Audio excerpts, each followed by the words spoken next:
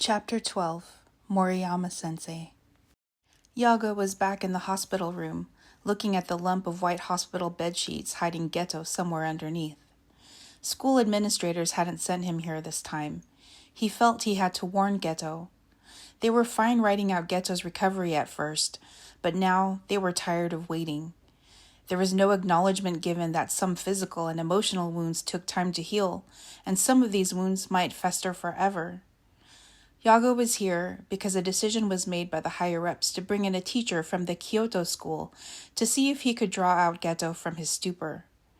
Yaga was concerned about this because he heard gossip from the students and faculty about Moriyama-sensei that made him feel this wasn't a good pairing.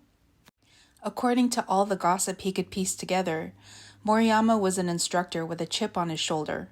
His curse technique wasn't useful in battle. Growing up, he had always dreamt of fighting on the front lines, but when his curse technique manifested itself, it was clear that he would never make it to the battlefield. He was resentful and self-conscious around the students, who had the physical skills he'd always longed for. His desire to hide that his power wasn't as potent as theirs made him come across as dismissive and arrogant. Moriyama's technique, ripple interrogation, allowed him to project cursed energy into someone's mind using his voice. Once the initial breakthrough into the mind was achieved, Moriyama could ask a series of questions, turning them into intrusive thoughts, to the point that the targeted person would have no choice but to answer or respond.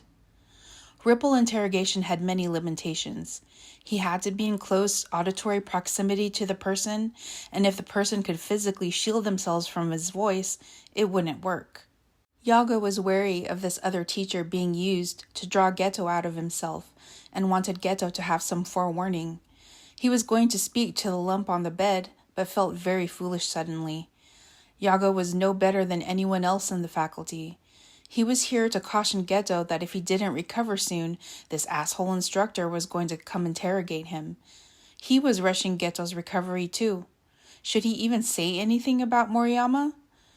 He took a deep breath. "Geto," Yaga said. He thought he saw a faint twitch of the bedsheets. "In a few days, someone is going to come talk to you, and it's not going to be a pleasant experience." Silence. "I'm trying to look out for you. I don't know how to get through to you, and no one else does either," Yaga continued. He had no idea what to say in this one-sided conversation. He felt so foolish at his lack of wise words or ability to reach his student.